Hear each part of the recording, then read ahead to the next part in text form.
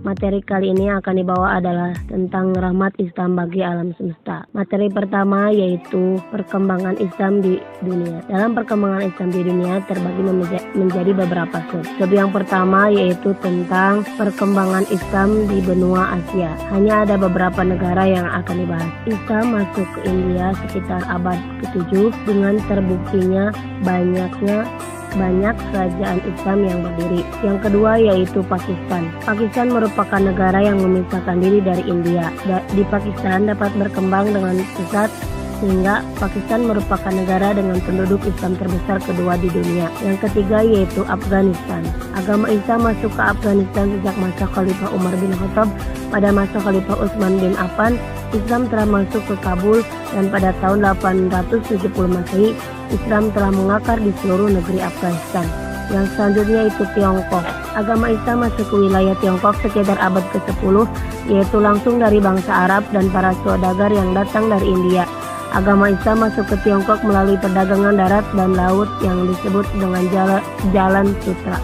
Yang selanjutnya yaitu Singapura. Perkembangan Islam di Singapura boleh dikatakan tidak ada hambatan baik dari segi politik maupun birokratis. Muslim di Singapura kurang lebih 15% dari jumlah penduduk, yaitu kurang lebih 476.000 orang Islam. Sebagai pusat kegiatan Islam ada kurang lebih 80 masjid yang ada di sana. Pada tanggal 1 Juli 1968 dibentuklah MUS, yaitu Majelis Ulama Islam Singapura, yang mempunyai tanggung jawab atas aktivitas keagamaan, kesehatan, pendidikan, perekonomian, kemasyarakatan dan kebudayaan Islam Thailand. Agama Islam masuk ke Thailand melalui Kerajaan Pasai Aceh. Ketika Kerajaan Pasai ditaklukkan Thailand, Raja Zainal Abidin dan orang-orang Islam banyak yang ditawan. Setelah membayar tebusan, mereka dikeluarkan dari tawanan, dan para tawanan tersebut ada yang pulang dan ada juga yang menetap di Thailand, sehingga mereka menyebarkan agama Islam. Filipina. Berdasarkan catatan Kapten Thomas Forrest tahun 1775 Masehi, orang Arab yang mula-mula masuk ke Pulau Mindanao, Filipina adalah mubalik yang bernama Kebungsuan pada abad ke-15, sedangkan yang menyebarkan agama Islam di Pulau Sulu ialah Said Abdul Aziz atau Sidi Abdul Aziz dari Jeddah. Yang selanjutnya yaitu Malaysia. Seorang ulama bernama Sidi Abdul Aziz dari Jeddah berhasil mengislamkan pejabat pemerintah Malaka, kemudian terbentuklah kerajaan Islam di Malaka dengan rajanya yang pertama. Setelah beliau wafat diganti oleh Sultan Iskandar Shah dan penyiaran Islam bertambah maju pada masa Sultan Mansur Shah atau sekitar 1414 sampai 1477 Masehi. Brunei Darussalam. Agama Islam di Brunei dapat berkembang dengan baik tanpa ada hambatan, bahkan agama Islam di Brunei merupakan agama resmi negara. Umat Islam di Brunei menikmati kehidupan yang benar-benar sejahtera sesuai dengan namanya, yaitu Darussalam. Mari kita saksikan trailer film Fatih, yaitu 1453, Peygamber Efendimiz seorang buyurdu pemuda ki, yang menaklukkan Konstantinopel. Konstantiniye elbet bir gün fetholunacaktır. Onu fetheden kumandan ne güzel kumandan. Onun askeri ne güzel askerdir.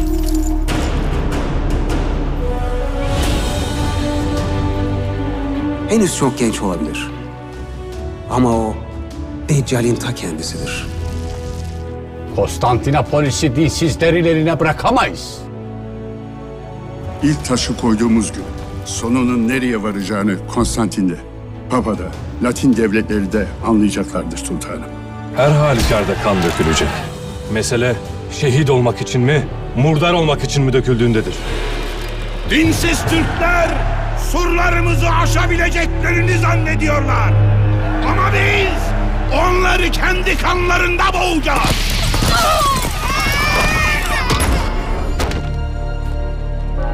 Kurtuluşu papaya yaranmakta gören bir imparator inançlarımızı nasıl savunur?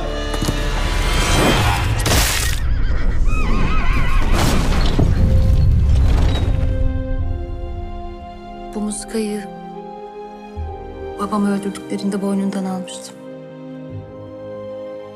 Bir gün bir erkeğim olursa ona vermek için.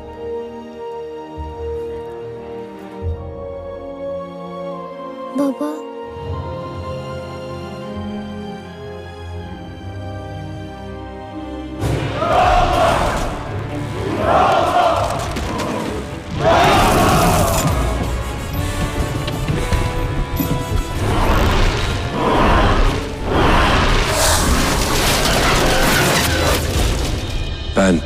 Benden önceki sultanlara benzemem. Ben Sultan Mehmet Han.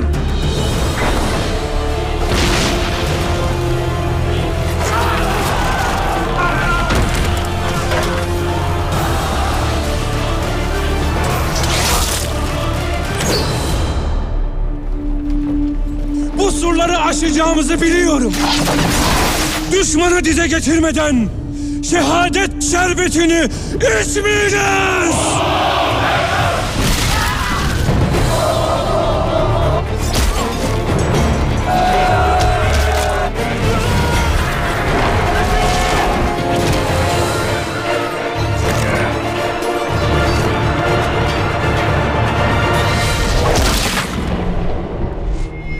Ya ben İstanbul'u alacağım, ya İstanbul beni.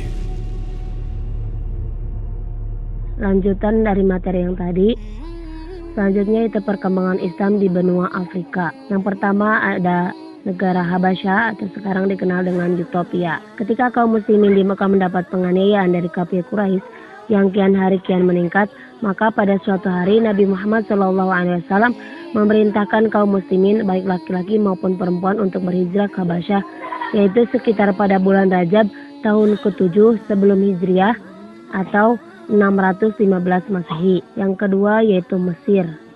Pada masa Khalifah Umar bin Khattab, Mesir ada di bawah kekuasaan Bizantium Romawi Timur. Masyarakat Mesir sedang dilanda perpecahan dan pertentangan antara berbagai madhab dan aliran agama, yang menyebabkan umat Islam yang dipimpin oleh Panglima Perang Amr bin As dapat memukul pasukan bertahan Bizantium. Yang selanjutnya yaitu Afrika Utara. Pada tahun 23 Hijriah atau sekitar 644 Masehi, tentara Islam mulai memasuki daerah Afrika Utara dengan menguasai wilayah Barka, yaitu satu daerah di sebelah barat Mesir. Pada tahun 446 Masehi, tentara Islam telah jauh maju ke sebelah barat menduduki Tripoli dan beberapa buah kota lainnya.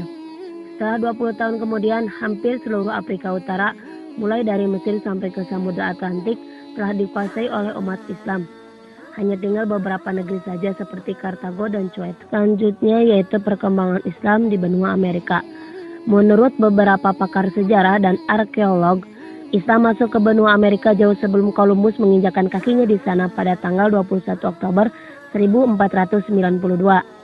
Sudah dipeluk oleh sejumlah suku Indian, diantaranya suku Iroquois dan Algonquin sejak tahun 900 Masehi.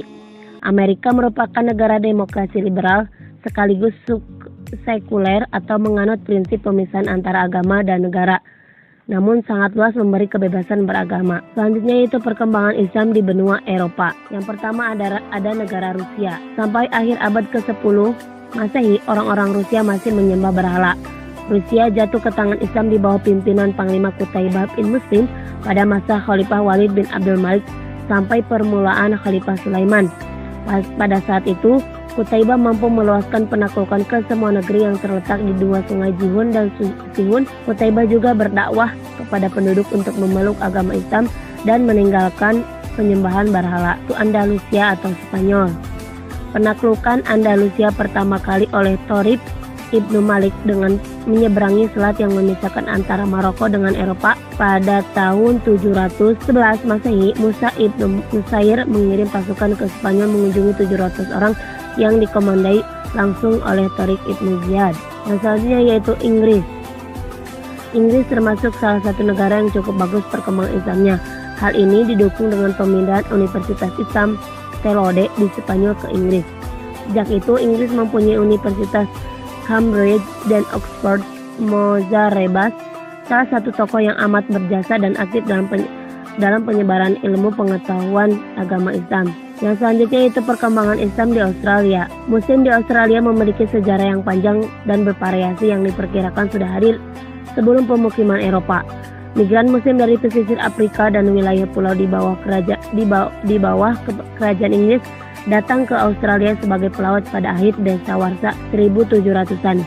Muslim Australia sangat majemuk. Pada sensus 2006 tercatat lebih dari 340.000 Muslim di Australia. Selanjutnya yaitu materi yang kedua tentang masa kemajuan peradaban Islam di dunia. Masa kemajuan peradaban Islam di dunia terbagi menjadi dua. Yang pertama yaitu kemajuan di bidang intelektual. Di bidang filsafat, minat terhadap filsafat dan ilmu pengetahuan mulai dikembangkan pada abad ke-9 Masehi sama pemerintahan penguasa Bani Umayyah yang kelima yaitu Muhammad ibnu Abdul ar-Rahman sekitar 832 sampai 880 Masehi. Tokoh utama pertama dalam sejarah filsafat Arab Spanyol adalah Abu Bakar Muhammad ibnu al-Sayyid yang lebih dikenal dengan Ibnu Bajjah yang dilahirkan di Saragossa. Kedokteran. Bidang kedokteran mengalami kemajuan yang luar biasa. Banyak pakar kedokteran terlahir di berbagai wilayah Islam. Ibnu Sina atau Avicenna adalah tokoh paling terkemuka di bidang ini. Di samping sebagai filosof, ia mewariskan sekitar 267 buku karyanya yang berkaitan dengan kedokteran dan filsafat. Seperti karyanya Al-Qanun fi at-Tibb adalah bukunya yang terkenal di bidang kedokteran. Astronomi. Di bidang astronomi bermuncullah para pakar seperti Ibrahim ibnu Yahya al-Naqas. Ia dapat menentukan waktu terjadinya gerhana matahari dan menentukan berapa lamanya. Ia juga berhasil membuat teropong modern yang dapat menentukan jarak antara tata surya dan bintang-bintang. Selanjutnya yaitu di bidang matematika. Al-Khawarizmi di samping sebagai pakar astronomi dan geografi, ia juga ahli matematika sekaligus penemu angka 0 dan penemu salah satu cabang ilmu matematika yaitu algoritma yang diambil dari namanya. Nama lengkapnya yaitu Abu Abdullah Muhammad ibnu Musa al-Khawarizmi 770 sampai 840 Masehi. Yang selanjutnya yaitu di bidang fisika. Dalam bidang fisika, Abdul Rahman al-Khazini menulis kitab Mizanul Hikmah pada tahun 1121 sebagai karya fundamental dalam ilmu fisika di abad pertengahan, mewujudkan tabel berat jenis benda cair dan padat dan berbagai teori tentang fisika. Selanjutnya yaitu di bidang kimia. Jabir Ibnu Hayyan, masternya ilmu kimia yang diakui oleh dunia. Ide-ide eksperimen Jabir sekarang lebih kenal sebagai dasar untuk mengklarifikasi unsur-unsur kimia utamanya pada bahan metal, non-metal dan penguraian zat kimia. Sejarah dan geografi.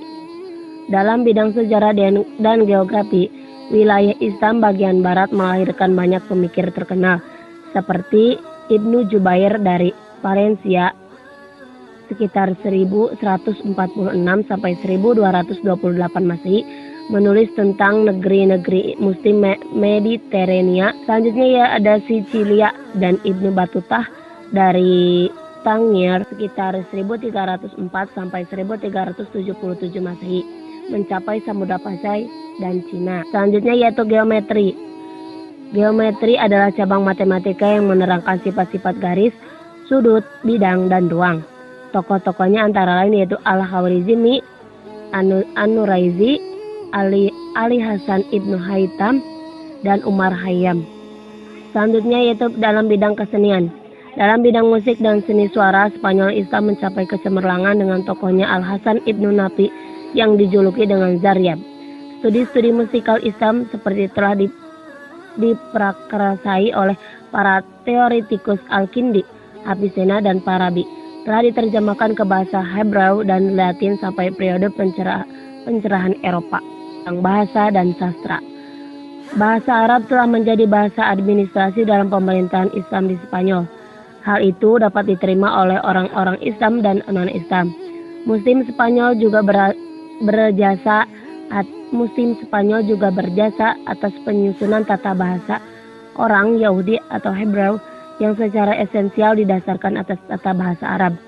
Di bidang sastra terdapat juga kemajuan yang sangat berarti dan melahirkan banyak tokoh seperti tokoh Ibnu Abdul Rabbi, seorang pujangga yang sejaman dengan Ibnu Rahman III yang mengarang Al-Iqad Al-Farid dan Al-Ghazi. Selanjutnya yaitu di bidang kepustakaan.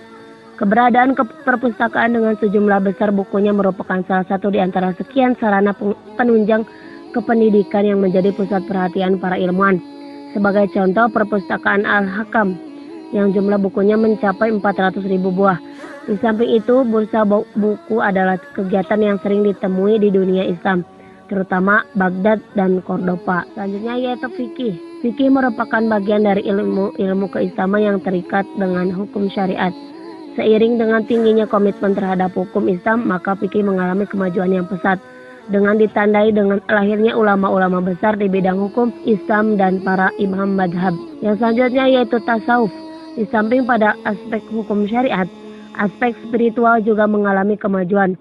Tasawuf merupakan bagian dari aspek keagamaan dalam Islam yang menyentuh sisi ruhiyah atau spiritual. Tokoh tasawuf diantaranya adalah Rabi'ah al-Adawiyah, yaitu sekitar 713 sampai 801 Masehi. Al-Hallaj atau Abdul Mukit al-bin Mansur al-Hallaj sekitar 240 sampai 309 Hijriah. Selanjutnya yaitu para ilmuwan dengan karyanya. Ibnu Rushd atau Abu Walid Muhammad bin Rushd lahir di Cordoba, Spanyol pada tahun 520 Hijriah atau sekitar 1126 Masehi. Dikenal dengan sebutan Averroes. Ia mendalami banyak ilmu seperti kedokteran, hukum, matematika, dan filsafat. Ia juga merupakan seorang filsuf jenius yang pengetahuannya seperti ensiklopedia atau bagai kamus. Di antara karyanya yang monumental adalah Bidayat al-Mujtahid Qiyasi at-Tib, yaitu di bidang kedokteran. Selanjutnya yaitu Ibnu Sina. Ibnu Sina dikenal juga sebagai Avicenna di dunia barat, adalah seorang filosof, ilmuwan, dan juga dokter kelahiran Persia. Ia juga seorang penulis yang produktif, mengarang lebih dari 450 buku pada beberapa bidang, terutama pada bidang filsafat dan kedokteran. Karyanya yang paling terkenal yaitu Al-Qanun fi al-Tib merupakan rujukan di bidang kedokteran selama berabad-abad. Al-Battani atau sekitar 858 sampai 929 juga dikenal sebagai Al-Batenius, adalah seorang ahli astronomi dan matematikawan dari Arab. Al-Battani nama lengkap yaitu Abu Abdullah Muhammad Ibnu Jabir Ibnu Sinan Ar-Raqi Al-Harani Al-Asabi Al-Battani, lahir di Harran dekat Urfa. Salah satu pencapaiannya yang terkenal dalam astronomi adalah tentang penentuan tahun matahari sebagai 365 hari, 5 jam, 46 menit, dan 24 detik. Di bidang matematika yaitu penemuan tentang persamaan trigonometri, persamaan sin X sama dengan A cos X. Yang kedua yaitu kemajuan kebudayaan dan seni arsitektur. Di bidang kebudayaan dan pembangunan fisik banyak terdapat bukti kejayaan Islam pada masa silam yang mengagumkan, baik dalam bentuk arsitektur, bangunan maupun kerajinan tangan lainnya. Seperti Masjid Sultan Ahmed Turki. Ini adalah sebuah masjid di Istanbul, kota terbesar di Turki sekaligus ibu kota Kesultanan Utsmaniyah sekitar 1453 sampai 1923. Yang kedua ada pemandian Sultan Amir Ahmad, Iran. Dikenal juga dengan nama Qasimi Bath House. Bangunan ini merupakan warisan dari zaman Safavid, tepatnya pada abad ke-16. Yang selanjutnya ada Universitas Al-Azhar Kairo, Mesir. Universitas Al-Azhar didirikan pertama kali oleh dinasti Fatimah. Pada awal pembangunannya Universitas Al-Azhar hanyalah sebuah masjid biasa di kota Kairo, Mesir. Yang selanjutnya yaitu Museum Hagia Sophia atau Hagia Sophia di Turki. Hagia Sophia atau Hagia Sophia adalah sebuah tempat ibadah di Istanbul, Republik Turki dari masa pembangunannya pada tahun 537 Masehi sampai 1453 Masehi dan mengalami beberapa kali fungsi kegunaan yang pada awalnya gereja menjadi masjid dan berubah menjadi museum. Yang selanjutnya yang materi ketiga, tahap terakhir yaitu masa kemunduran peradaban Islam di dunia. Menurut Ibnu Khaldun, faktor-faktor penyebab runtuhnya sebuah peradaban lebih bersifat internal daripada eksternal. Suatu peradaban dapat runtuh karena timbulnya materialisme, yaitu kegemaran penguasa dan masyarakat menerapkan gaya hidup malas yang disertai sikap bermewah-mewah. Sikap ini tidak hanya negatif tapi juga mendorong tindak korupsi dan dekadensi moral. Tindakan-tindakan amoral di atas menunjukkan hilangnya keadilan di masyarakat yang akibatnya merembas kepada elit penguasa dan sistem politik. Kerusakan moral penguasa dan sistem politik mengakibatkan berpindahnya sumber daya manusia ke negara lain atau brain drain dan berkurangnya pekerja terampil karena mekanisme rekrutmen yang terganggu. Yang pada intinya, dalam pandangan Ibnu Khaldun, kehancuran suatu peradaban disebabkan oleh hancur dan rusaknya sumber daya manusia baik secara intelektual maupun moral.